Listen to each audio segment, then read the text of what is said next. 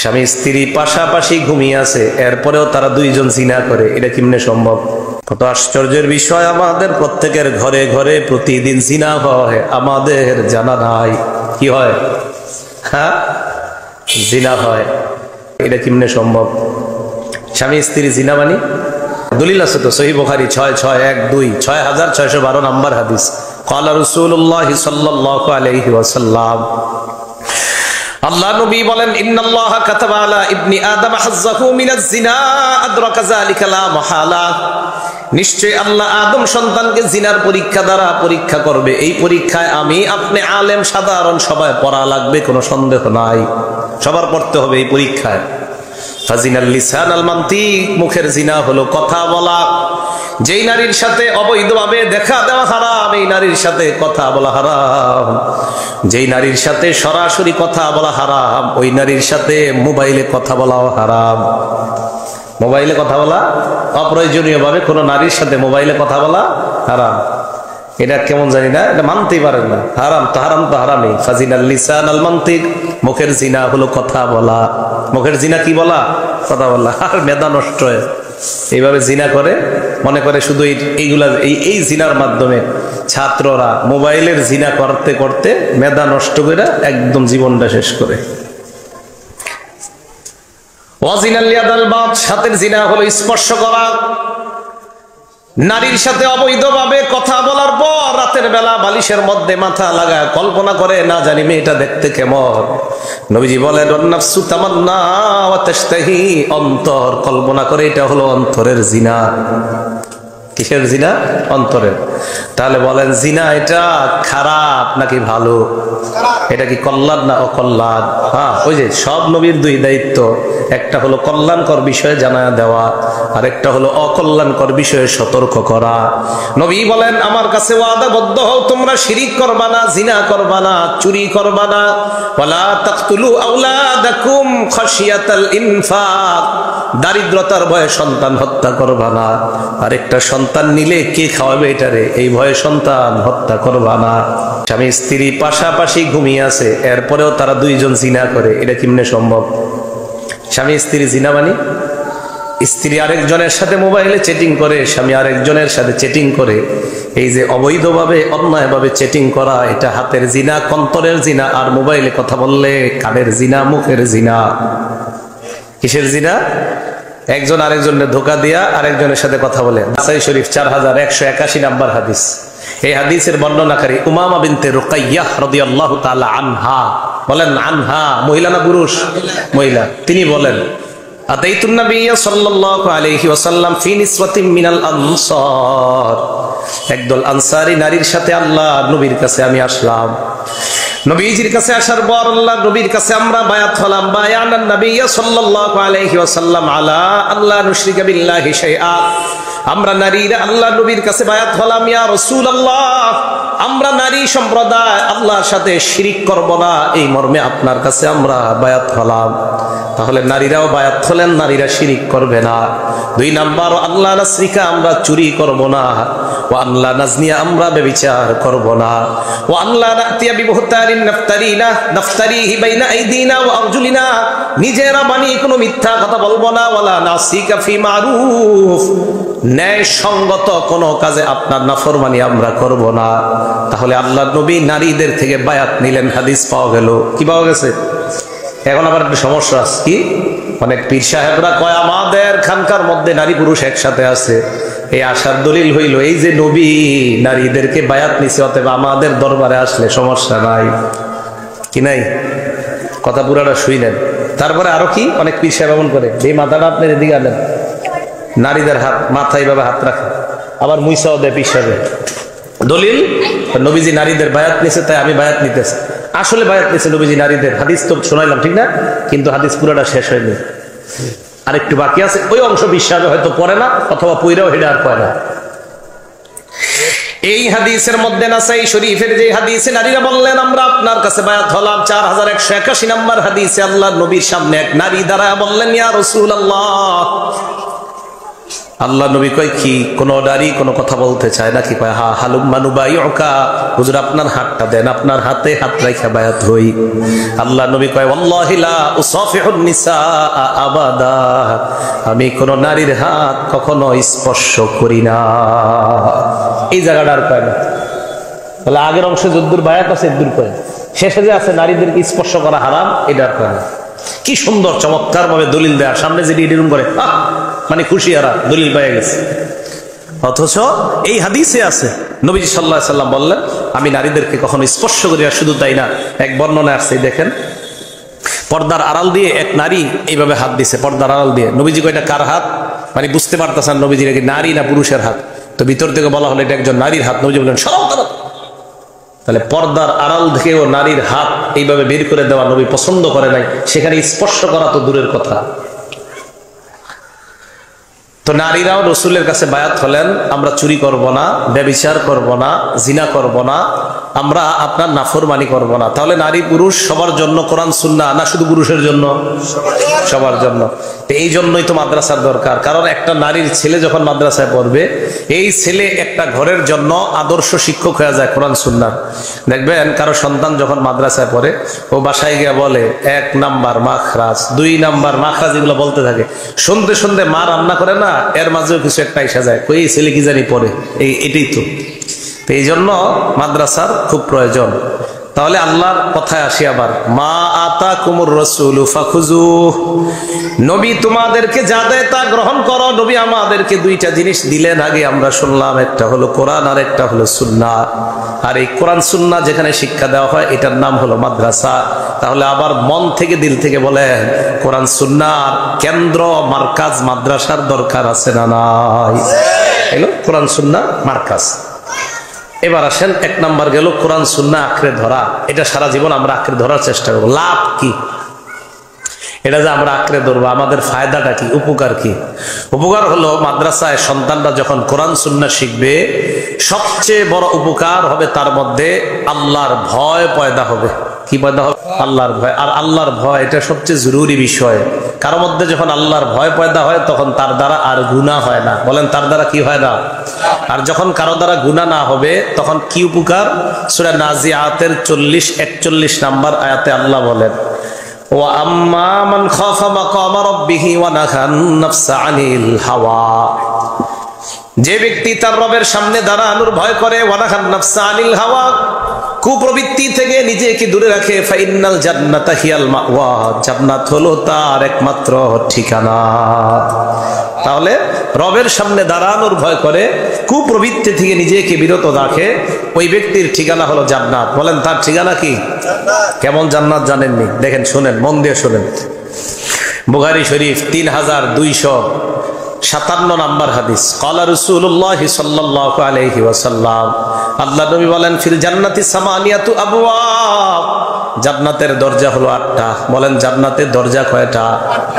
ফিহা বাবুন ইউসাম্মার রায়্যান, একটা দরজার নাম হলো রায়্যান, লা ইয়াদখুলুহু ইল্লা সাইম। এটা দিয়ে নামাজ হলো, এটা রাখেন রাখেন।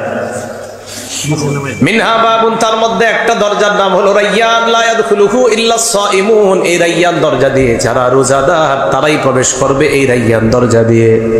তাহলে জান্নাতের দরজা হলো 8টা, একটা দরজার নাম হলো রায়্যান। এমন একটা জান্নাত যেই জান্নাতের দরজার নাম হলো, একটা দরজার নাম হলো রায়্যান। তো জান্নাতের দরজা হবে মোট কয়টা? 8টা। দরজার মধ্যে কি লেখা আছে একটু মন দিয়ে শুনেন, তো এই লেখা অনুযায়ী আমল করার চেষ্টা করবেন। দরজা দিয়ে যারা ঢুকবে, ঢুকার সময় দেখবে দরজার মধ্যে লেখা, আপনারা দেখবেন অনেকের বাসায় ঢুকতে দরজার মধ্যে বিভিন্ন শব্দ লেখা থাকে, লা আল্লাহু, লা ইলাহা ইত্যাদি লেখা থাকে। জান্নাতের দরজায় লেখা আছে। একটা কিতাব আছে, হাদিসের নাম সিলসিলাতুস সহিহা 3407 3407 নাম্বার হাদিস। ক্বালা রাসূলুল্লাহ সাল্লাল্লাহু আলাইহি ওয়াসাল্লাম, আল্লাহ নবী বলেন, জান্নাতের দরজার মধ্যে লেখা, সাদাকাতু বিআশরি আমসালিহা, সদকা করলে 10 গুণ সওয়াব। কয় গুণ? আল করজু বিআশরি ওয়া বিসামানিয়াতা আশারা, কর্জে হাসানা দিলে 18 গুণ সওয়াব পাওয়া যায়। এই জামানায় আবার কর্জে হাসানা ঝামেলা, কেউ কর্জা নিলে আর দিতে চায় না। কি করতে চায় না? দিতে চায় না। যারা দিতে না চায় এগুলোরও খবর আছে, বুখারীর বর্ণনা। ক্বালা রাসূলুল্লাহ সাল্লাল্লাহু আলাইহি ওয়াসাল্লাম, নবীজি বলেন, মান আখাযা আমওয়ালান নাস ইউরিদু আদাআহা, কোন ব্যক্তি যদি অন্য কোন মানুষের সম্পদ নেয় এই নিয়তে আদায় করে দিবে, আমি আপনার কাছ থেকে 10,000 টাকা নিলাম, আমার নিয়ত হলো আমি টাকাটা পরিশোধ করে দিব। আনার পর আমি নিয়ত করলাম আগামী 3 মাসের মধ্যে আপনার টাকা পরিশোধ করার পরিপূর্ণ আমার নিয়ত। আল্লাহ নবী কয় আদাল্লাহু আনহু, কোনো না কোনো ভাবে আল্লাহ ওই বান্দাকে এই ঋণ পরিশোধ করার ব্যবস্থা করে দিবেন। আল্লাহ পরিশোধের ব্যবস্থা করবেন আপনার যদি দেওয়ার নিয়ত থাকে। এখন আপনার নিয়তই দেওয়ার না, আর যদি আপনার নিয়ত হয় টাকাটা নেওয়ার পর মেরে দিব, আল্লাহ আপনাকে ধ্বংস করে দিবেন। শুধু তাই নয়, যদি আপনাকে ধ্বংস না করে আপনার পরবর্তী প্রজন্ম যেগুলো হবে এইগুলার অবস্থা হবে খারাপ। জান্নাতের দরজার মধ্যে কি লেখা? লেখা হলো সৎকার সওয়াব হলো 10 গুণ, আর কর্জে হাসানার সওয়াব হলো 18 গুণ। দরজা দিয়ে কাদেরকে ডাকা হবে দেখেন, সহিহ বুখারী হাদিস নাম্বার 1897 নাম্বার হাদিস, 1897 ক্বালা রাসূলুল্লাহ সাল্লাল্লাহু আলাইহি ওয়াসাল্লাম, আল্লাহ নবী বলেন, মান কানা মিন আহলিস সালাহ, দুনিয়ার মধ্যে যারা নামাজ আদায় করত, দুইয়া মিন বাবিস সালাত, কিয়ামতের ময়দানে জান্নাতের বাবুস সালাহ নামক দরজা দিয়ে তাদেরকে ডাকা হবে। কি দরজা? বাবুস সালাহ। আসো আমার দিকে আসো। ওয়ামান কানা মিন আহলিল জিহাদ, দুনিয়ার মধ্যে যারা আল্লাহর রাস্তার মুজাহিদ, দুইয়া মিন বাবিল জিহাদ, তাদেরকে জান্নাতের মধ্যে বাবুল জিহাদ নামক দরজা দিয়ে ডাকা হবে। ওয়ামান কানা মিন আহলিস সিয়াম, দুনিয়ার মধ্যে যারা রোজা রাখছে, দুইয়া মিন বাবির রায়্যান, কিয়ামতের ময়দানে বাবুর রায়্যান নামক একটা দরজা আছে, এই দরজা দিয়ে ডাকা হবে। ওয়ামান কানা মিন আহলিস সাদাকা, দুনিয়ার মধ্যে যারা দান সদকা করত, দুইয়া মিন বাবিস সাদাকা, কিয়ামতের ময়দানে তাদেরকে ওই বাবুস সদকা নামক দরজা দিয়ে ডাকা হবে। এবার দেখেন কি কয় আবু বকর সিদ্দিক বলে, ইয়া রাসূলুল্লাহ ফাহাল ইউদআ আহাদুন মিন তিলকাল আবওয়াবি কুল্লিহা, আপনি জান্নাতের দরজার কথা বললেন, এই দরজার বিবরণ আপনার কাছ থেকে জানলাম, এমন কি কেউ আছে জান্নাতের যতগুলা দরজা সবগুলা দরজা দিয়ে কাউকে ডাকা হবে, আপনার উম্মতের কেউ এমন আছে কিনা? আল্লাহ নবী বলেন, আবু বকর, আমার অসংখ্য অগণিত উম্মত যাদের জন্য জান্নাতের সবগুলা দরজা পাগল থাকবে, আমার মধ্য দিয়ে তুমি প্রবেশ করো। এবার আল্লাহ নবী বলেন, আবু বকর, আরজু আন তাকুনা মিনহুম, আমার আশা জান্নাতের সবগুলা দরজা দিয়ে যাদেরকে ডাকা হবে, তুমি আবু বকর তাদের একজন হবা, তুমি তাদের একজন হবা। এটা হলো জান্নাতের দরজা। এখন দেখেন, আম্মা মান খাফা মাকামা রাব্বিহি ওয়া নাহা নাফসা আনিল হাওয়া। প্রথমে বললাম আমাদের মাদ্রাসাগুলোতে 2 জিনিস শিক্ষা দেওয়া হয়, একটা হলো কোরআন আর একটা হলো সুন্নাহ। ফলাফল কি হয়? আল্লাহর ভয় তার মধ্যে পয়দা হয়। আল্লাহর ভয় যখন পয়দা হয়, আল্লাহর জান্নাতের মেহমান হওয়া যায়। একটা সন্তান মাদ্রাসায় পড়লে ঘরে টেলিভিশন আস্তে আস্তে উঠে যায়, ঘরে গুনাহের পরিবেশগুলো ওই সন্তানের কারণে আস্তে আস্তে চলে যায়। একটা সন্তান যদি আলেম হয়, এই জন্য মাদ্রাসার অনেক প্রয়োজন, মাদ্রাসার অনেক জরুরত। আল্লাহ পাক রব্বুল আলামিন ইসলামের খেদমত করার জন্য মাদ্রাসাগুলাকে আল্লাহ যেন ব্যাপকভাবে কবুল করে নেয়, আর মাদ্রাসার যত প্রয়োজন আল্লাহ গাইবী খাজানা থেকে পুরা করে দেয়, বলেন আমিন। তো কোরআন সুন্নাহর প্রচার প্রসারণার কেন্দ্র এই মাদ্রাসাগুলা, 1 নাম্বার কথা। 2 নাম্বার কথা, আমি আপনি আমরা যদি কোরআন সুন্নাহর উপর অটল থাকতে চাই 24টা ঘন্টা মরণ পর্যন্ত, তাহলে আমাদের 2 নাম্বার কাজ হলো প্রতিনিয়ত ভালো আমল কম হইলেও প্রতিনিয়ত করা। বলেন, ভালো আমল কম হলেও প্রতিনিয়ত করা। এখন আমি এটা কেন বললাম? প্রতিনিয়ত ভালো আমল কম হলেও করা মানে, একদিন এই মাদ্রাসায় এসে দেখেন 24 ঘন্টা ফজরের পরেও আমল, মাগরিবের পরেও আমল, আলাদা তাদেরকে আমল, দোয়া শেখানো হয়, কোন সময় কোন দোয়া পড়তে হয় এগুলা তাদেরকে শেখানো হয়।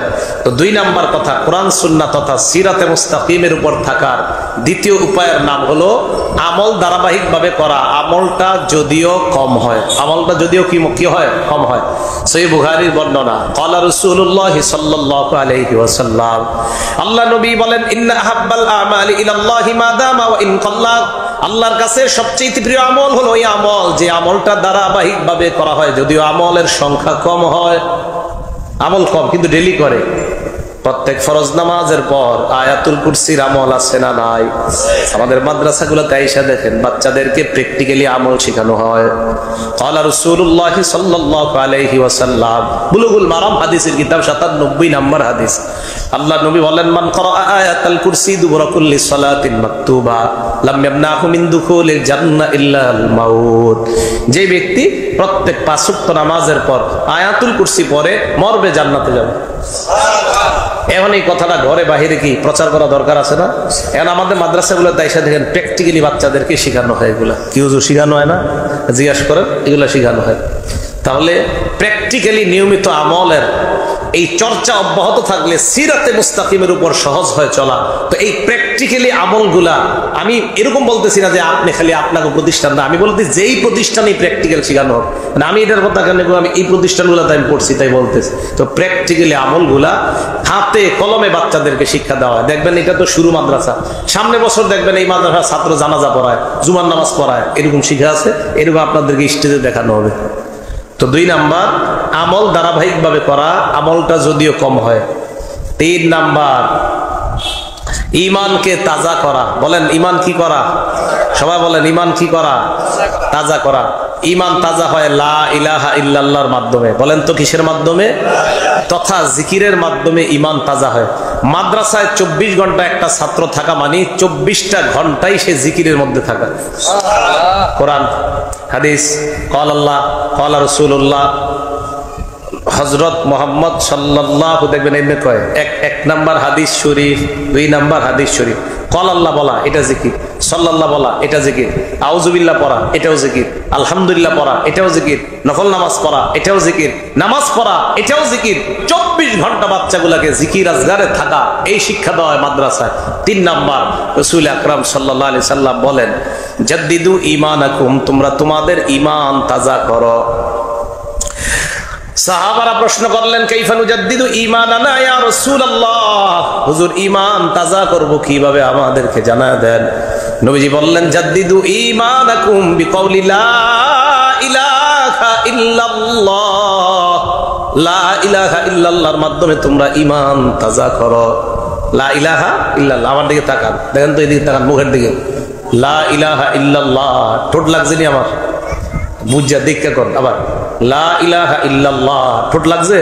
এবার আস্তে কই, কিছু বুঝেন না, কিন্তু লা ইলাহা ইল্লাল্লাহ পড়ছি। তার মানে লা ইলাহা ইল্লাল্লাহ এমন একটা আমল, যে আমলটা যদি আস্তে আস্তে করেন সামনের লোক বুঝতেও পারবে না। এটা 1 নাম্বার পিওর রিয়া মুক্ত, মানুষকে দেখানো মুক্ত আমলের নাম হলো লা ইলাহা ইল্লাল্লাহ। দেখছেন নি? 10 জনে আড্ডাবাজি করতেছে, আমি আপনাদের মাঝে আছি মনে হয় এইভাবে হা করে রয়েছি, আসলে হা করে রয়েছি না,